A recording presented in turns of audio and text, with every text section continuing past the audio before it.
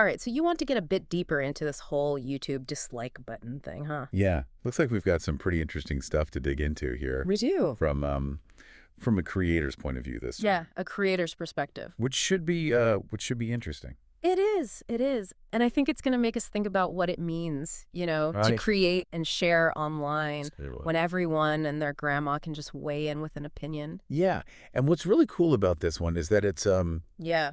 it's through the lens of a creator who's really like a hobbyist.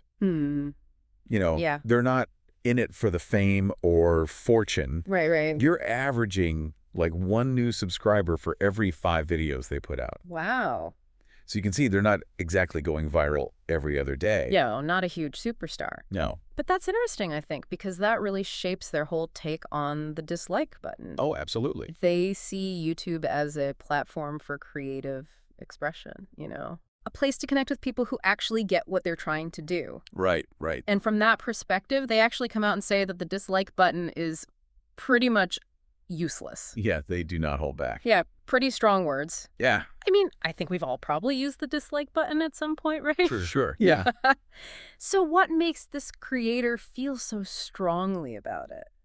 Well, their main argument is that, it just doesn't really offer any constructive criticism. Okay. It's like someone walking into your art studio, pointing at your latest masterpiece, and just going, nope, Wow. without even bothering to explain why. Ouch. Yeah, Yeah. that's gotta sting a little. A little bit, right? Especially if you've, poured your heart into something. Exactly. So, I mean, YouTube does have other ways to give feedback, right? Like there's the not interested button. Yep. You can even report content if it's really bad. They bring those up too, and this is where it gets kind of interesting because they're saying, clicking not interested or don't recommend channel, that actually tells YouTube's algorithm, hey, I'm not into this. Gotcha. And that can affect what the algorithm shows to you and other viewers. I'm sad. But a dislike, on the other hand, Yeah. it's more like a silent protest, Hmm. It doesn't really change anything except maybe the creator's mood. So it's almost like it's a less effective form of feedback because it's not really doing anything except, maybe bumming out the person who made the video. Yeah, and they have this great analogy to illustrate that. Oh, lay it on me. Okay, so they compare getting a dislike to, like, hosting a dinner party. Okay. You spent all day slaving over a delicious meal. Put your heart into it. Exactly. Yeah. And then one of your guests just silently gives it a thumbs down without a word of explanation. Yeah, that's rough. Right. Like, how do you even respond to that? Yeah, it's like, okay, I get that you don't like it, but can you at least tell me why so I can, Right. do better next time? Exactly. It almost reframes the whole It does. creator-viewer relationship, doesn't it? Totally. Because it's not like you're not selling them something. It's more like you're sharing something Yeah. personal with a guest. Yeah, it's like, I'm inviting you into my space, Exactly. and this is what I've created, and you're just like, nope, don't like it. And this actually leads into how they feel about the whole the customer is always right idea, Oh, yeah, they have some thoughts on that. which I found really interesting because they're basically pushing back against this assumption that just because they're putting their content out there for free, Right. that they're obligated to accept any and all feedback, Yeah. no matter how, rude or unhelpful it might be. It's almost like they're saying, look, I'm sharing my passion with you, but that doesn't give you a free pass to be disrespectful, Exactly. Which I think is a really interesting point because it gets into this whole bigger conversation about like online culture, right? Absolutely. How we treat each other in digital spaces. Yeah. It makes you wonder if people would be so quick to leave a nasty comment or a thoughtless dislike Right. if they actually had to do it face to face, That's a good point. Yeah. Like, would you walk into someone's art studio Right. and just be like, this sucks, Probably not. and then walk out? No. Really Well, not. There'd be a little more nuance to the conversation, I think. Exactly. So I think most people would agree that, like, basic respect should apply online as much as it does offline. Oh, for sure. But it's not like this creator is completely dismissing all dislikes. Right. They do say that dislikes might actually be more useful for bigger YouTubers, Okay. Like those with millions of subscribers. Yeah. they kind of make a distinction there. Right. Because they say that for those mega creators, dislike ratios might actually give you some useful information about how people are feeling about a video, because there are just too many comments to go through. Right. It's just too much data to sift through. So it's like Yeah. a quick temperature check, Right, like a quick gauge of the overall sentiment. Exactly. Okay, that makes sense. But for this creator who's interacting with a much smaller community, a handful of dislikes on a song or podcast episode, it doesn't really tell them much. Right. It's just a signal of disagreement without any of the why behind it. It's like saying, I don't like this. Right. But not bothering to explain, Exactly. why, which isn't super helpful. No, not very helpful. If you want the person to actually improve their work. Right. It doesn't give them much to work with. Exactly. In terms of like understanding their audience or improving their content. Right. So it's kind of a mixed bag, it sounds like. It is. With this whole dislike button thing. But here's where it gets a little tricky. Yeah. Because this creator actually points out that even dislikes, even though they're like a negative thing, can actually help them out in a weird way. Interesting. Because dislikes still count as engagement. Oh, right. Which can boost their videos in the algorithm. Makes sense. So it's almost like it's like an accidental act of support. Yeah, like they're shooting themselves in the foot, but it's actually helping them out in the long run. It's like, oh, thanks for hating on my video, I guess. Yeah, exactly. Which is kind of funny when you think about it. It is, yeah. It really makes you think about how much of what's going on online is driven by these hidden mechanics. Algorithms, yeah. That most of us don't even realize are at play. Yeah, it's a whole other level to this discussion. Right. It makes you wonder if we're really in control or if we're just like dancing to the tune of the algorithm. Yeah, exactly. But let's bring it back to this creator's perspective for a second. Okay. Because amidst all this talk of dislikes, they make it clear that they do really appreciate positive feedback and support. Oh, for sure. They're not, completely jaded.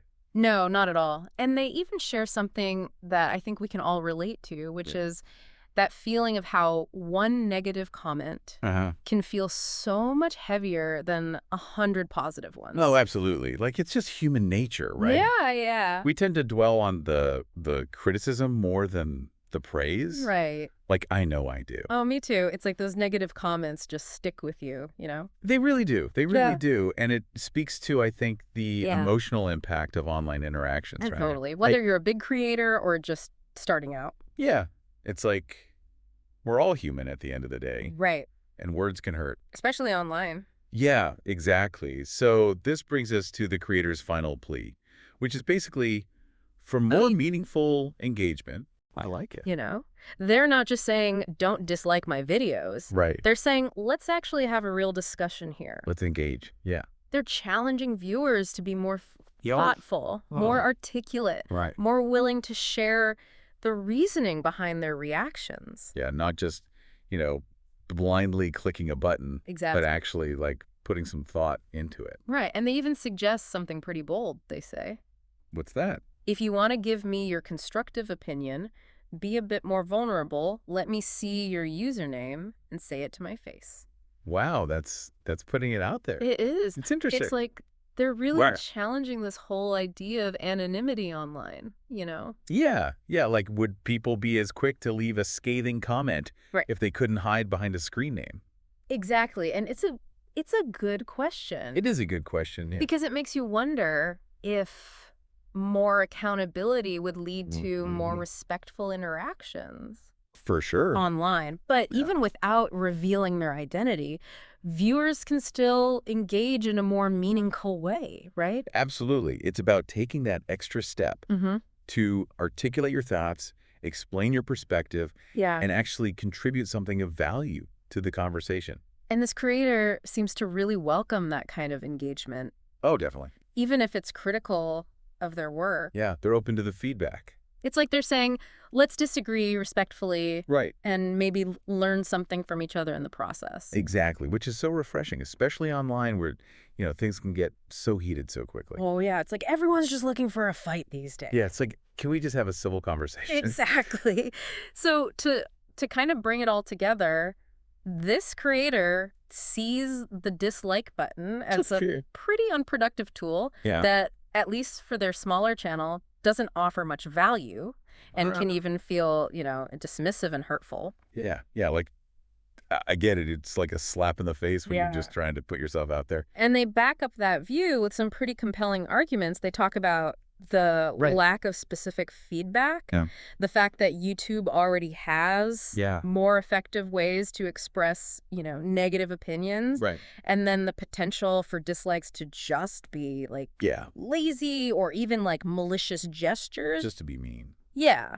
And they also, I think, challenge us to reconsider this whole dynamic between creators and viewers, especially when it comes to free content, you know? Yeah. It's not about entitlement. It's about mutual respect and appreciation for the effort that goes into creating something and putting it out there. Yeah, it's easy to forget that there's a real person behind that content who's put their heart and soul into it. Exactly. So it's a call for a more mindful approach to online engagement. I like that. I think, both from creators and viewers. For sure. For sure. So after diving deep into this creator's perspective, what should you, our listener, take away from this whole dislike button debate?